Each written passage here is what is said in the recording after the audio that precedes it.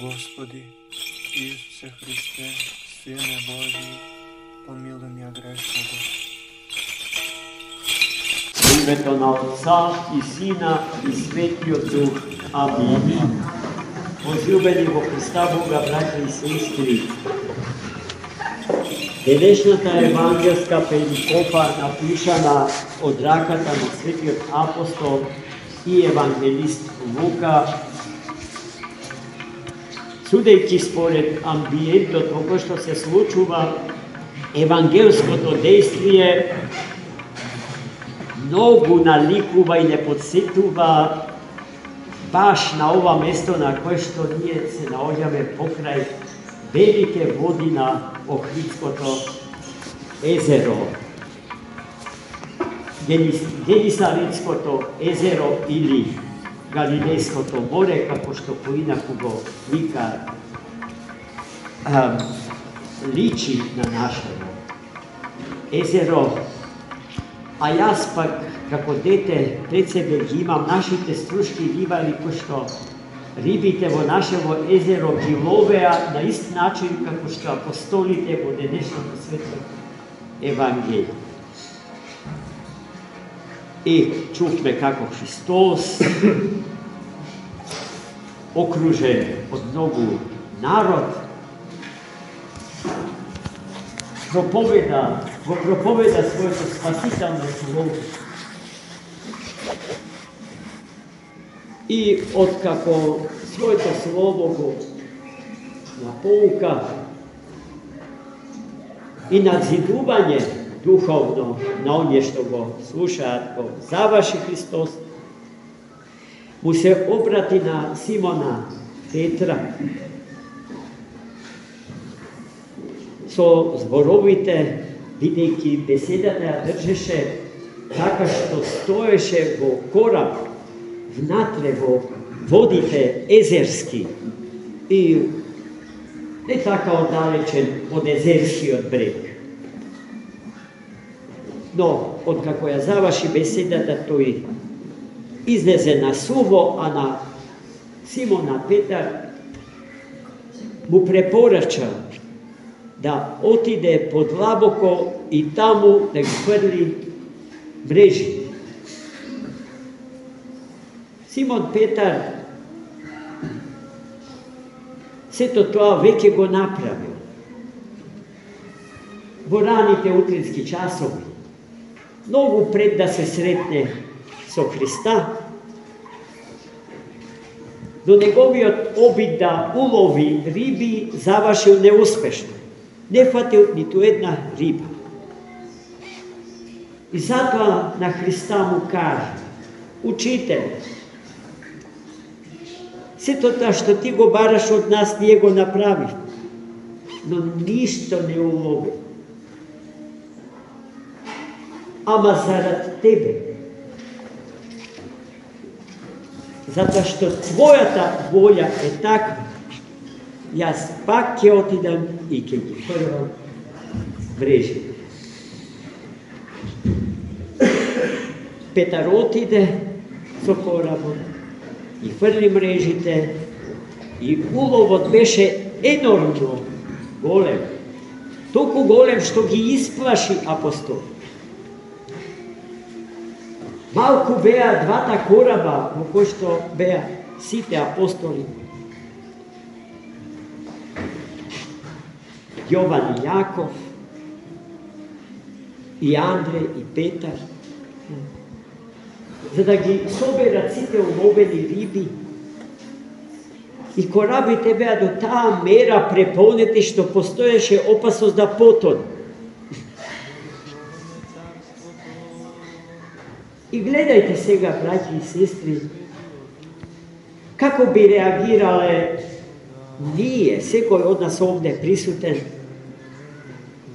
да е на местото од светиот апостол Симон Петар. И сигурно би влегле во жолчна расправа со Христос.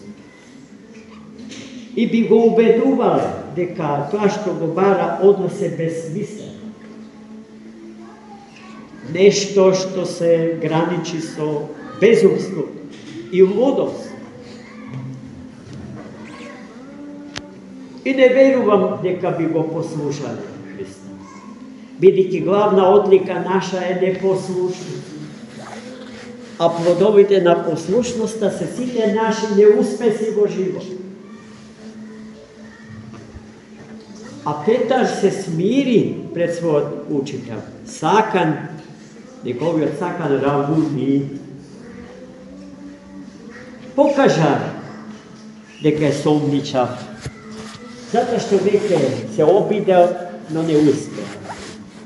Ама неговата љубов и доверба во Христа беа безпрекорни. И по цена на уште еден неуспех, тој отиде и го послуша својот учител.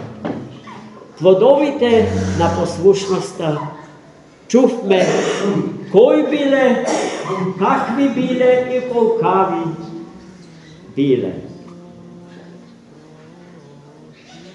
Најмили мои, послушноста кон Христа и денеска е причина за сите наши успеси, за секој наш напредок во животот, за благосостојба на нашите брачни и семејни заедници и на широката општествена заедница, односно на нашата татковина и на секоја друга земја, бидејќи љубовта Христова е подеднако упатена кон сите луѓе, без оглед на тоа дали се православни или не се. Бидејќи и неправославните луѓе носат живот од него на дар прими. И затоа, многу пати, ние, православните, кои што сме тоа само по име,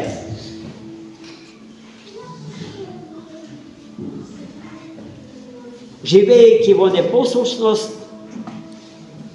жнееме животни падови и неуспеси. А некој, кој што не е тоа, но се труди законите Божи, запишани на зидовите од срцето негово да ги исполни. И на тој начин да покаже послушност кон својот Творец, кого не го позна. Но по силата на духовната интуиција го насетува неговото присуство во неговиот живот и сака да го послуша. Е поуспешен од нас кои што сме само по име православни. Потребно е да се биде православен по живот, а тоа е неможно без да се биде послушен кон Бог. Апсолутно неможно.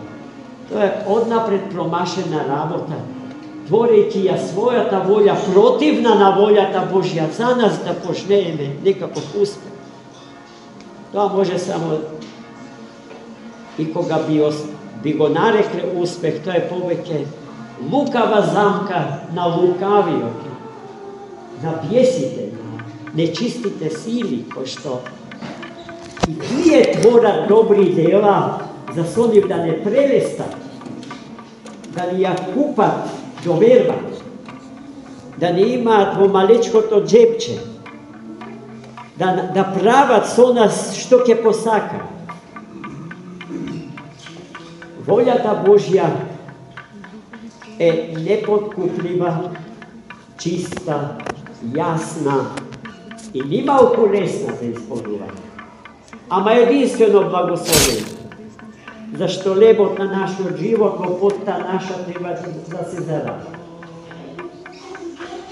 И послушноста кон Бога во потта наша треба да се изврши. Но со многу љубов и доверба кон Бога. А потоа тоа што на човекот не му е можно, ќе го направи самиот наш Бог и Спасител. Амин. За многу.